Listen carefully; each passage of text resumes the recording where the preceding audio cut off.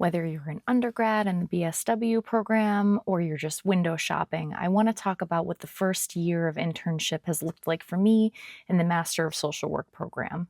At the time of recording this video, I have about 10 weeks left of my first year internship, so I'm in the second semester of my second year in a 3-year program. If you'd like to know more about the classes I took concurrently last semester and this semester, let me know in the comments and I'll think about making a video specifically about the classes. But in this video, I'd like to talk about kind of like the survival skills that I used to get through my first year as an intern. I want to take you on a little trip down memory lane for a moment. The first day of my internship, and now mind you, I was placed in my internship about 6 months before I actually started. I had plenty of opportunity to adjust to the idea of working with my particular population. I walked through the front door, met my supervisor. She hands me an ID badge and a second badge that is a swiper for the doors and a set of keys. Here I am, full-blown imposter syndrome, thinking, wait a minute, like, I've never done this before. She just handed me a set of keys. It felt like too much power. That might sound kind of silly because I went through the rigorous interview process, the background check. I had the knowledge. I've worked with similar populations, and yet it was mind-blowing to me that I had gotten this set of keys. I knew that I had done the work. I knew that I was in the right place. This was for me. This is what I wanted, but it still felt really surreal. And this is, to be clear, my very first internship of all time. In that moment, I kind of realized that I didn't really know what I was doing, but I was going to make the most of it. But concurrently with my internship this year, I took a micro foundations class, a macro foundations class, and I was also involved in a seminar which only met like twice a semester. And this semester, we're still just meeting about 2 times. Every program at every university is going to look different. This is just how it looks at the university where I am. My main focus is therapeutic approaches to working with individuals, groups, and families. It's more of like a micro type of focus versus community organizing, which is more of like a meso type of focus, and the political one is more macro. So it's really based on your interest. And so my courses, like I said, last semester I took a micro foundations course, macro foundations course, and then of course my field seminars. And then this semester, I am taking a practice for individuals, groups, and families course, as well as an elective that I chose, which is clinical conditions in adults and older adults. That's something that actually is very applicable to my internship right now in a clinical psychiatric facility, which is not really typical of first-year internship students. I had a varied work background and knowledge and skills that enabled me to get a clinical placement my first year. But oftentimes, first-year placements are in schools, DCF, and community type of programs. No matter where you are, whether you're placed in an internship right now or you're just kind of looking for a placement, it's wonderful that you're called to do this work because social work is definitely not for the faint of heart. And no matter where you are in your journey, it can be a really rewarding career to get into. But before I dive into the internship and what it means to train as a social worker, I have a question for you. Do you know your why? Why did you choose social work? Do you want to help individuals and families process difficult feelings and situations? Do you want to help communities develop? Or maybe you want to help reform policy on a macro level? Whatever brought you to this work and to this field, whether it's helping people process trauma or healing from your own, or because you want to advocate for human rights, holding on to your why will really help you work through your program. I can't emphasize this point enough because there will be days where you have to face something difficult and you'll wonder, why the heck am I doing this? And so it's important to always keep that in your back pocket. Starting an internship is a whole different ballgame than sitting in a classroom and learning about these intangible theories that you really won't see how they're applied until you actually do it. And so I want to talk about some of the tools that I used emotionally and also just educationally speaking, to get through the majority of my first year internship. Now, I'm not done yet with my first year of internship at the time of recording this video, but these skills have helped me time and time again. The first is that making connections with people is far more important than knowing everything. The second key that I want to talk about is getting yourself a therapist. The third thing is taking advantage of supervision time. Let's get into detail on key point number 1. It is much more important, and I once again cannot emphasize this enough. Find a seed of connection with people. If you can find one way to connect with them versus having your finger on the pulse of all the latest research and knowing all the details and statistics and being able to quote Freud, having the book knowledge is really important, but it's not going to change the feeling that you give somebody. All of those things are important, and you definitely learn about theories and how to find appropriate research-based practices. I'm not saying that being well-versed in evidence-based practice is not important, because it absolutely is, but that person is not going to remember how well you quoted Erickson's stages of development, but they will remember your conversation about their favorite band. They will remember the conversation you had about your family pet that helped you through a difficult situation and helped you cope. 2 of the most common things that I connect with people all the time are music and animals. And at our core, all we want to do as human beings is connect with each other. And so it's much more important to create a safe space where you are exercising trauma-informed care. So recognizing people's boundaries, helping them get out of their comfort zone, but not pushing to the point where you're really pushing somebody's boundaries and they clam up and they don't want to talk to you. What's going to really matter to somebody is how you made them feel in that session.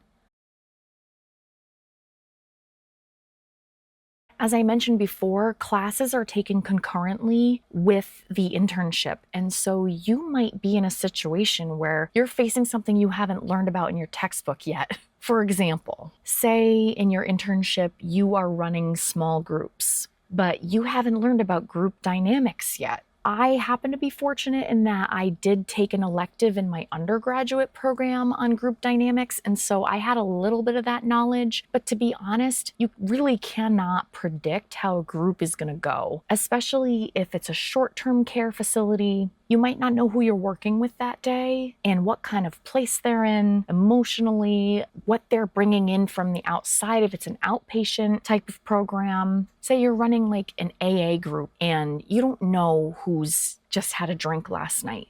Point being, you cannot be prepared for everything ahead of time. And these classes are concurrent, which means they're happening simultaneously, and sometimes they don't always align with what you're doing in your field practicum. And in this case, I wound up going over group dynamics again at the master's level in my micro class last semester, but I had already been running groups for several weeks before we kind of went over that unit. It's more about knowing your audience. You're not a mind reader, but feeling out the room, the energy, the vibe that the room is giving, being receptive to trying things in a different way rather than sticking to point by point. But this is how we do this particular therapy. And I can't bend and I can't, you have to be kind of malleable. So in the beginning of the year, it was really, as I said, finding that seed of connection, but also I would just kind of see where people were at and ask them how they were doing. Let them kind of lead the conversation. And occasionally you'll get somebody that isn't quite ready to talk and they really just want you to go over some psychoeducation, which is okay too. And I'm specifically talking about adult groups. It may be different in the capacity of a school setting where there are assigned topics that you should be discussing with students. Even within that capacity, though, you can find ways to connect with students. Maybe the students are feeling really low energy and they really don't want to participate in the activity. You could acknowledge that. You could say, "Oh, really seems like you don't want to be here today. Is that true? And what's going on for you right now?" You seem really tired or just sad. You can ask people those questions. And if they don't want to answer, believe me, most of them will tell you. I keep some handouts in this like clipboard that I carry with me, just in case somebody does want to do an activity together, if it helps break the ice a little bit, which I definitely recommend having and being kind of well versed in whatever activities you have. Sometimes I weigh more heavily on the activity because people really aren't feeling like engaging. This can especially be true with mandated clients. If you're working with a court diversion program, for example, you may get clients that are there because they have to be and they really aren't enjoying themselves. And that can be awkward. So definitely acknowledging the elephant in the room and saying, I know you don't want to be here. Thank you so much for being here anyway. Let's try to make this as painless as possible. And on that vein, sometimes you'll run into clients who have been mandated in the past, or maybe they're not mandated, but they've been hospitalized many times or in many treatment programs before, and they've heard it all. And they don't necessarily want psychoeducation, and they don't want to do your activity that they've done 12 times. They want to feel seen and heard. One thing that I constantly remind myself is that the people that I'm working with are more like me than they are different. What this does is it reinforces the fact that we all have brains that are vulnerable to things like trauma, negative or adverse childhood events, natural disasters, poverty, things like that. They impact us all. Any person can have some sort of mental health concern at any time in their life. Nobody is immune to this. We're all just human beings. We're all just trying to navigate this life. They happen to be going through a hard time, but that could just as easily be me sitting on the other side of that table. And so I see myself in them. Key point number 2, get yourself a therapist. This is going to look different for everyone. Maybe it's just someone that you check in with once in a while. You don't necessarily need a regular therapist per se, but you will likely experience times where you will have to process difficult things. You will hear things that people say that you can experience like vicarious trauma through people's stories that they tell you. Or for example, say your placement is in a school system and for the very first time, you have to report a family to the Department of Children and Family Services or Child Protective Services based on where you live. It's called different things, but say you have to do that for the first time. That can fill a training social worker with a lot of doubt. Like, did I make the right call? Am I doing more harm than good? You might be concerned about retaliation. You might have a little bit of fear surrounding going back to your internship the next shift. Or speaking of child protective services, maybe you are in a capacity where you actually have to remove a child from their home because they're experiencing physical, emotional, or sexual abuse. That act of removing a child from their home can be traumatic for the social worker as well. And that's not something that we talk about a lot. We talk about the trauma that the child might experience and that the parents might experience, but the social worker and the police officer and the other people that are involved might also experience trauma or might also experience a very upsetting cycle of emotions that's difficult to process. Or you might be in a clinical placement or an outpatient facility where you develop a really good rapport with the client and they ultimately die by suicide. That's a really difficult thing for any social worker, whether they're training or whether they've been doing it for 20 years. Really, really difficult thing to process. And like I mentioned, you might hear about people that have perpetrated violence or have traumatized others. And how can you deal with those negative emotions you might feel towards somebody? Maybe it's triggering for you. If you have trauma or violence in your history, it might be very difficult to hear somebody talk about how they perpetrated those things. It is so very important to have an avenue to decompress from these heavy, difficult things.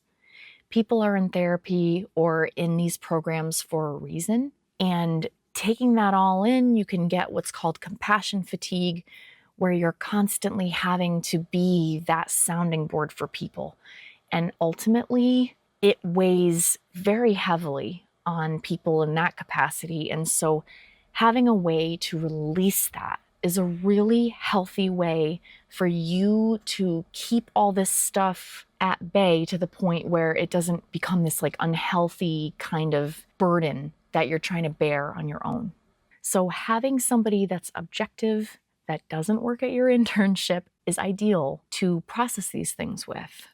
I've been really fortunate in that my professors allow us to talk about our internship a little bit, and it's in a way where we can do that safely with other students who are kind of in the same situation that we're in, and being able to talk about that helps me kind of release this stuff. But if I wasn't able to do that in my classes, you bet I would have my own therapist. And I have actually had to reach out to my old therapist a couple times. We're human beings. And most of us get into this field because we're empathic. Don't let that empathy make you feel like you don't deserve help when you need it.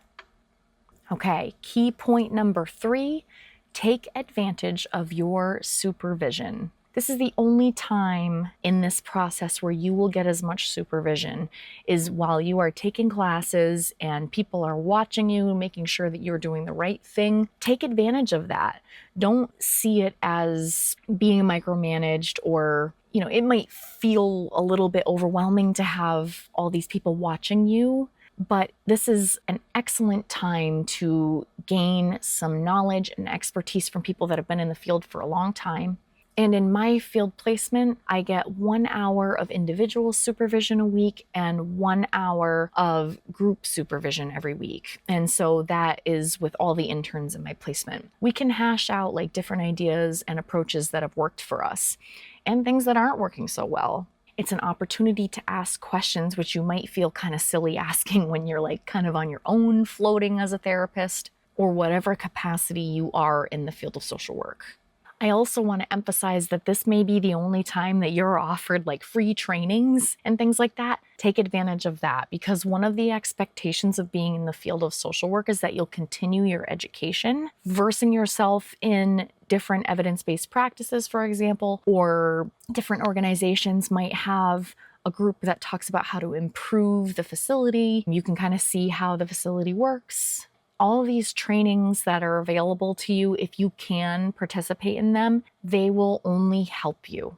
Even if it's just to figure out that you don't want to do that thing, whatever it is.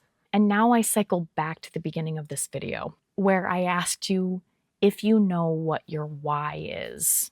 Always remembering that your why will be your guide. Social work is a labor of love. Nobody's going into social work to make $1 million. We're doing it to make a difference. If you're interested in coping skills that you might want to go over with clients who are stressed, you can check out this video next where I talk about ways to reframe stressful thoughts. If you're just window shopping and you're not sure if social work is right for you, maybe you're like me and you were a psychology undergrad and you're trying to decide, do I want to go for my MSW or do I want to continue on with psychology? I have this video right here where I talk about the differences between psychology and social work from my perspective. Until next time, thank you so much for joining me. Take good care.